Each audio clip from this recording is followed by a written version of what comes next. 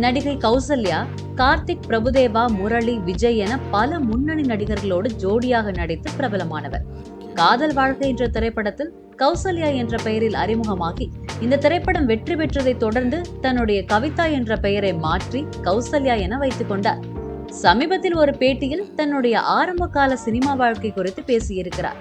அதில் கௌசல்யா பேசுகையில், தான் தங்கர் பச்சான் திரைப்படத்தில் நடித்துக் கொண்டிருந்த போது ஒரு காட்சியில் அவர் சொல்லிக் கொடுத்ததை தான் சரியாக செய்யவில்லை என்றும், அப்போது கோபமடைந்த அவர், நீ எல்லாம் குரங்கு மூஞ்சி வச்சுக்கிட்டு எதுக்கு நடிக்க வர என்று தன்னை பார்த்து திட்டியதாகவும் தெரிவித்திருக்கிறார்.